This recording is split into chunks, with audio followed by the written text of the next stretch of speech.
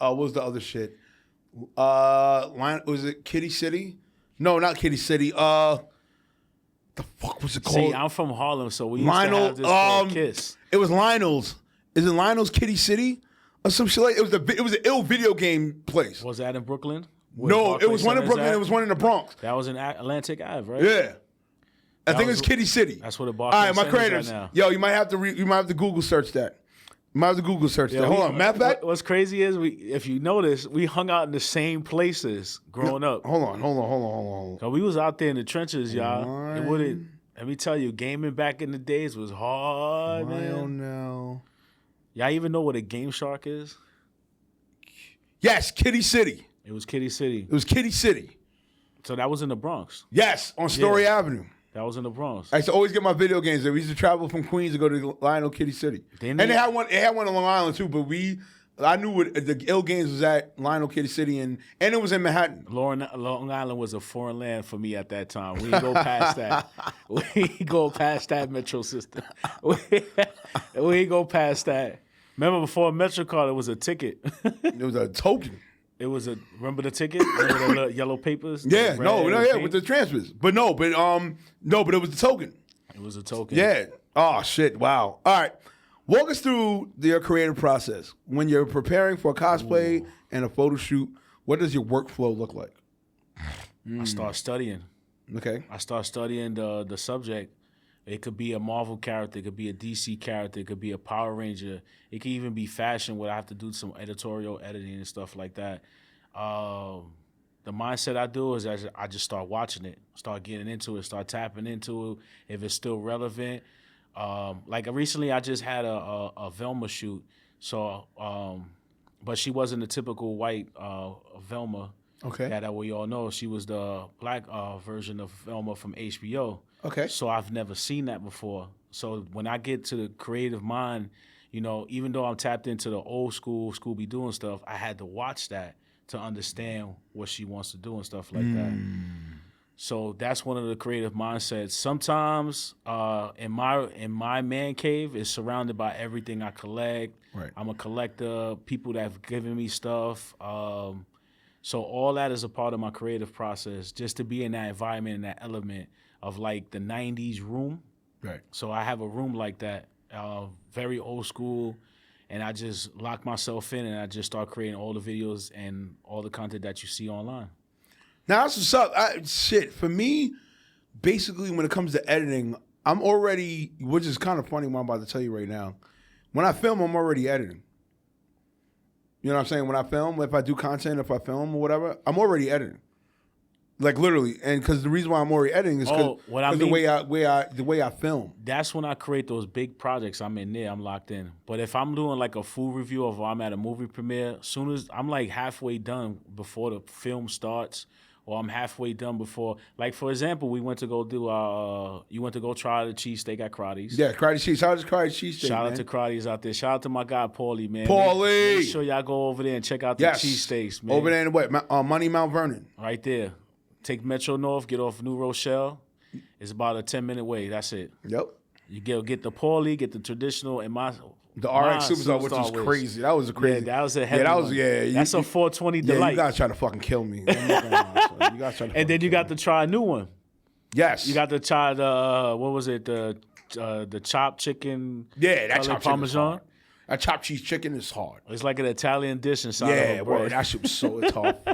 Out of all my food reviews I've done so far, I've never been so like stuffed. Like I didn't eat. I literally didn't eat for like 4 days. I'm not gonna lie, I didn't eat for 4 days. Yeah, it's a heavy meal and stuff. Yeah, like I didn't that. eat for 4 days. I'm not gonna lie. I was like, these guys trying to fucking kill me. It's like, But the next time you have a sports event, I'm here. We in the building, man. Yeah. Go. Yeah, gotta go to Karadi's. Follow them on Instagram. I'm gonna put it down below, definitely for sure. Where we at? Oh.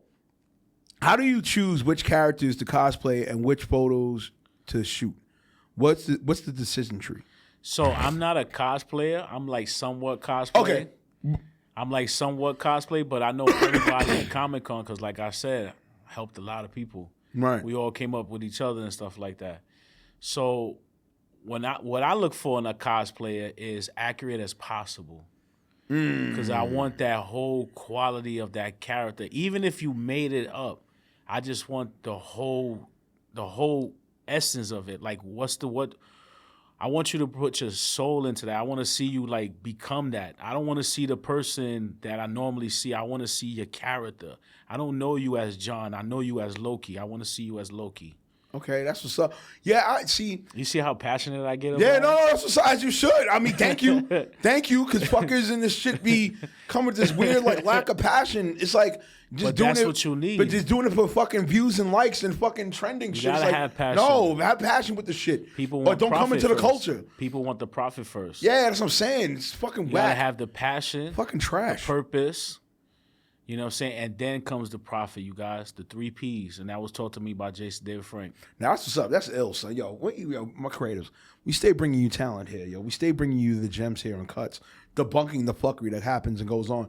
Yo, let's go right into it. How do you balance oh man, I'm gonna fuck this word. Spontaneity. Well, I think I said it right. Versus planned shoots. Or how do you play? How do you balance being spontaneous versus a planned shoot? Shit. I know, right? I'm always spontaneous. Yeah, we went. Even if it's a plan right there, Yo, you shout out gotta to the have, productions on the questions, bro. Yo, shout out to everybody behind the scenes that make all this look nice and all that stuff, because it's hard work. It's really hard work. So what I do is I'm always spontaneous, like, because you never know what's going to happen. So you always got to prepare for what might not happen or what happened. You just got to be ready. You got to stay ready.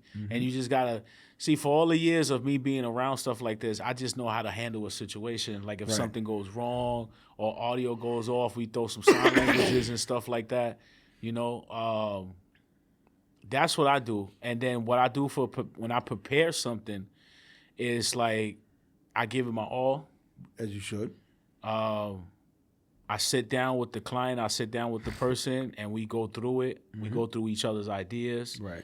You know, and one of the things is I gotta feel your vibe. Like the chemistry gotta be great, because the quality is gonna be phenomenal. If the chemistry is on point, then everything is gonna flow right. The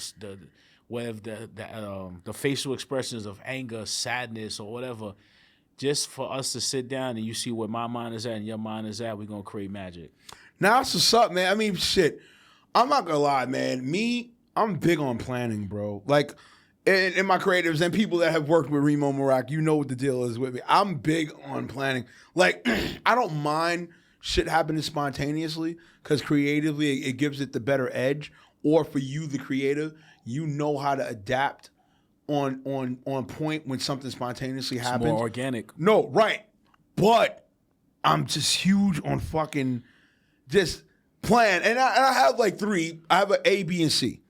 And the reason why I have A, B, and C, I treat it like real estate. So, okay, A, it's not really the big grand scheme I'm going to do. Yeah. But I'm like, all right, here's a little nah. Then B is like, all right, here's the audible. Then C is like, all right, here's what I really want fucking done. And then boom. And then go execute. You know what I'm saying? That's just me. I don't know about you, but I'm just saying that's just me as far as like. That's very old school, because my moms and pops used to do that, and my aunts and uncles. Okay. So what my moms taught me was, like, you know, we always got to be better than our parents, even what they teach us. So I said, Ma, well, I only got to have a plan A, B, and C. Why I can't have the whole alphabets? Yes. Because when you go, I said, Ma, when you go through life, you go through stages. Now, I told her this when I was 18 years old. Right. I was getting prepared for a surgery that's going to change my life and all that stuff. So at that time, I just had a lot of time to think about stuff. So I always like not question my moms, but like just change it around to adapt to what's new and what's going on now. So for me, it's like there's always a plan A, because plan A is what motivates and sets it off for the other plans. That's the whole thing. That's the main goal. Plan B is your backup. And then plan C for me is like the backup too of that. If B and A don't work, and then we're going to go the direction of C. But if all that fails, then you have these whole alphabets. Yes. Until you get it right. Now, I like how you put that. No, I mean, I'll keep it a buck. Like I said, it depends on the individual. You know what I'm saying? With me, I know, because I'm going to keep it a buck. That's how you set up your game plan. Yeah. Like my game plan, like I aim just to straight fucking execute. Yeah. Right? And the reason why I do that, because I, like, even with my clients that work with me, it's a rarity I had to do like changes Yeah. because normally the product that I put out or what I